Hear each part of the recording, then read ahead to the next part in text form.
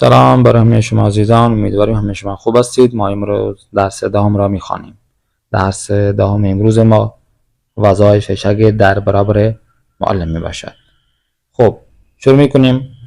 اول فرمان امام علی علیه السلام را میخوانیم. دانشمند را فرمان بر بهره بر. میگن دانشمند را فرمان بارها بهره ببرد कि जो इल्म हासिल करने वाला है उसको चाहिए कि जो फरामीन है उससे इस्तेफादा करे, फरामीन अइम्मा अलैहिस्सलाम से. खूब दरस शुरू में कुनिम. अलिफ पासुक दहीद. इन सवालों के आपने जवाब देना है क्योंकि असली दरस आपने पढ़ा है असली किताब से, ये उसका किताबकार है तो आपने किताबकार में असली दरस से देख कर ये किताबकार में ये काम अंजाम देना है. یک در صورتی که شما به خاطر مشکلی تأخیر داشتید هنگام ورود به کلاس چه میکنید؟ 2 شاگرد باید از نظر ظاهری چگونه به کلاس وارد شود؟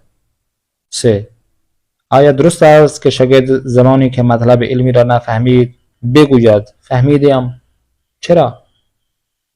4 اگر روح، ذهن و قلب شاگرد صاف، با نشاط و آماده نباشد چه مشکلی پیش می آید؟ این سوال رو आपने जवाब देना. بیاین صفحه 53. لطفاً جمله بسازید. حمود حداقل، سرمشق، جرأت داشتن، چیره گشتند، گردهم آیی، قدردانی. این الفاظ سے आपने جمله बनाना है फारसी में. حرف پ पे आए. हम माने वाजे های مشخص شده را بنویسید. इनके आपने जो निशान लगाया गया है इन अल्फाजों के आपने हम माना लिखना है. یکی از مهمترین وظیفه های شاگرد این است که مشتاقانه به سخنان استاد گوش دهد. شاگرد نباید بیجا و نباید هنگام پرسشی کند. 3 شاگرد هنگام نشستن نباید حالت جسارت آمیزی داشته باشد، یعنی لم بدهد. خب جلو میریم صفحه 54. حرف تا جانشین کنید.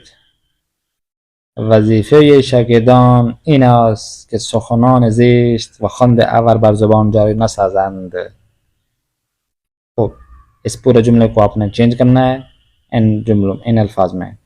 گوش ندهیم صدایمان را پرحرفی به این طرف و آن طرف. خب حرف سا کامل کنید. मुकम्मल करना है आपने.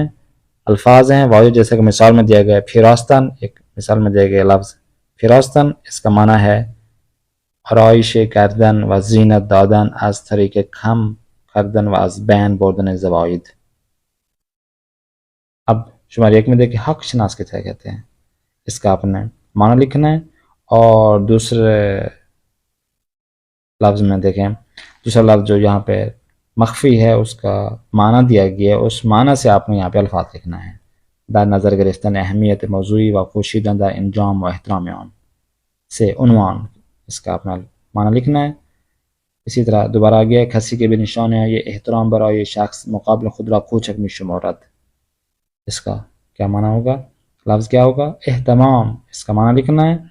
और जुमला देखें इश्तबाह या ख़ता ये खुद रा बेज़बान आवर्दन व कबूल करदन, ये किस माना में जाएगा ये आपने यहाँ पे लिखना है. आते हैं सफ़े 55 की जानिब. حرف جیم. با واژه های زیر مانند مثال 3 واژه جدید بسازید. 3 अल्फाज आपने नया लिखना है एक लफ्ज़ से, जैसे कि हक है हक तलब, हक जो, हक शनास. इसी तरह खुश, शताब, खुद, बहरे, ज़दे से आपने क्या करना है 3 नए अल्फाज बनाने हैं जिनमें ये चीज़ें मौजूद हों. حرف 6 जुमले های زیر را به زمان های खास शदे तब्दील کنید. ये जुमले आपके सामने दिए गए हैं, इन जुमलों को आपने जिस ज़माने में चेंज करना है उसमें आपने चेंज कर देना है. जैसा कि माराهای तरक्की और پیشرفت را فرمودیم, जिसको मुज़ारे इल्तिज़ामी में चेंज करना है. 2 استاد ما را از صحبت کردن به غیر زبان فارسی باز داشته است. مضارع اخباری. شاگردان باید مواقع درس به این سو و آن سو ننگرند. 4. مردم ایران شهدایشان را به نیک یاد می نمایند. و 5. او هر روز مقداری از پولش را در صندوق صدقات می انداخت. مضارع مستمر. خب ये आपने मुकम्मल कर लेना है। फिर नेक्स्ट क्लास में फिर मुलाकात करते हैं। अपने मेज़बान कारी मोहम्मद आसिफ इस्फानी को दें इजाज़त।